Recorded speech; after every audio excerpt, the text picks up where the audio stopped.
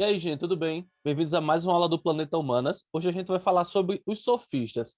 Mais especificamente, a gente vai discutir aqui uma questão bem polêmica envolvendo esses caras, que é a seguinte: os sofistas eram sábios ou eram charlatões, enganadores, enfim, gente da pior espécie? São duas visões aceitas e a gente vai ver aqui um pouco de cada uma delas para ver se a gente consegue então se decidir sobre alguma dessas opções. Então, bora lá, vamos direto ao ponto. Primeiro eu quero apresentar a vocês alguns dos sofistas mais importantes, mais conhecidos aí na história. O primeiro deles é Protágoras. Protágoras é um dos sofistas mais importantes. Inclusive é dele uma frase bastante conhecida na filosofia, que é o seguinte: o homem é a medida de todas as coisas. Protágoras diz isso, tem muito a ver com o pensamento dos sofistas, e a gente vai tratar desse tema aqui muito em breve numa aula que eu vou trazer para vocês. Outro sofista muito conhecido, bem importante também na história, é Gorgias. Esses dois caras são representantes desse grupo aí de pensadores, os quais estão envolvidos nessa polêmica que a gente vai tratar hoje. Então, bora lá, né? Vamos conhecer um pouco sobre a vida deles, um pouco sobre o que eles faziam e o que levou eles a ter essas famas, né? Tanto a positiva quanto a negativa. Primeiro ponto é o seguinte, ó. Quando a gente observa a própria palavra sofista, a gente percebe que já tem uma alusão aí à sabedoria na própria palavra. Isso porque a palavra sofista, ela deriva de sofos, e sofos, no grego, é sábio. Então, esses caras já levavam o nome, né, de sábio, algo que está relacionado a algum tipo de sabedoria. Mas, apesar disso, apesar de serem chamados de sábios, para outros pensadores do próprio período em que eles viveram, como Platão e Sócrates, eles eram uma espécie de enganadores, né?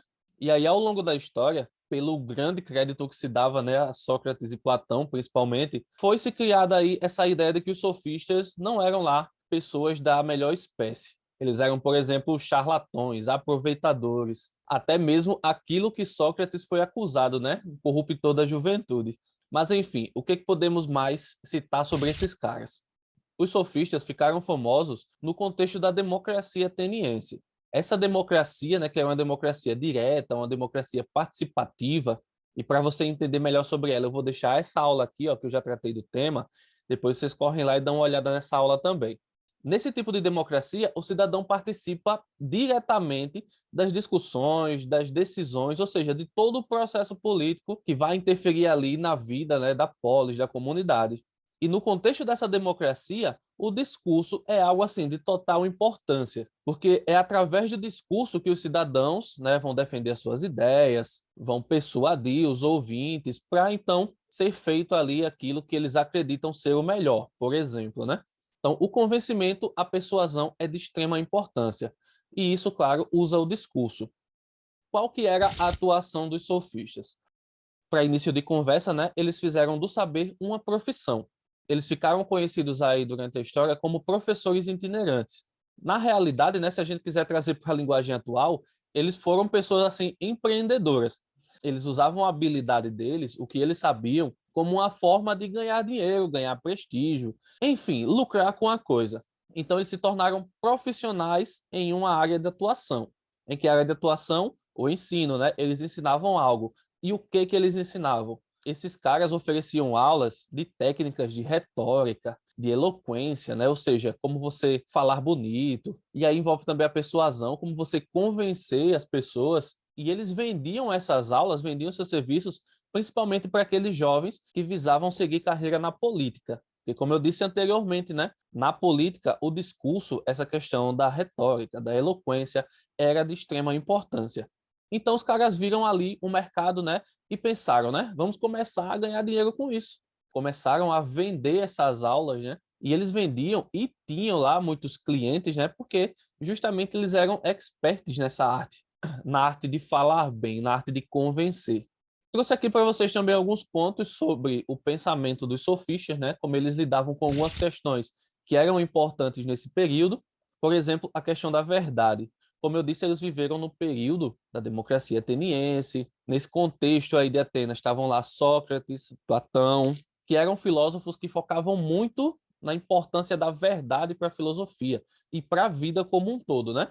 Para os sofistas, não existe verdade, não existe esse negócio de verdade absoluta. Tudo é uma questão de ponto de vista diferente. Então, algo que você acredita, que você julga ser verdade, Para os sofistas, isso não é verdade potoca nenhuma. Isso é somente um ponto de vista seu, que pode ser diferente do ponto de vista de outra pessoa, e que no final vai estar certo aquele que sabe convencer melhor, aquele que sabe criar na cabeça dos outros uma verdade, convencer os outros a respeito do seu discurso, do seu ponto de vista.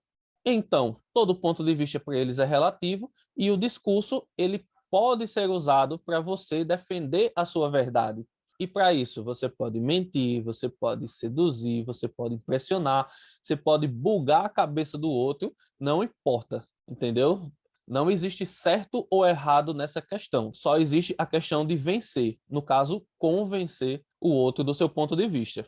Observando aí esse ponto, já dá para você entender um pouco do porquê que os sofistas não eram bem vistos, né? Por que eles recebiam aí essa fama de enganadores. Só para reforçar como era o comportamento dos sofistas, dá uma olhada nessa imagem aqui.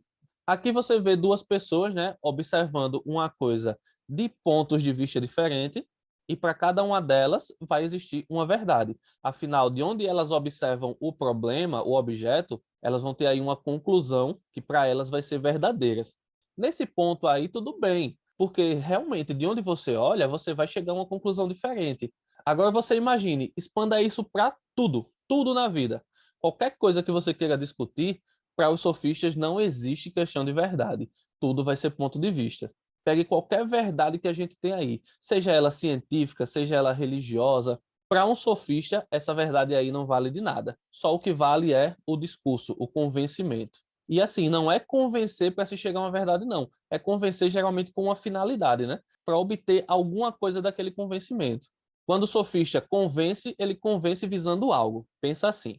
Para a gente fechar essa discussão de hoje, eu trouxe aqui os dois lados, né, para a gente entender de onde é que vem essas famas aí dos sofistas.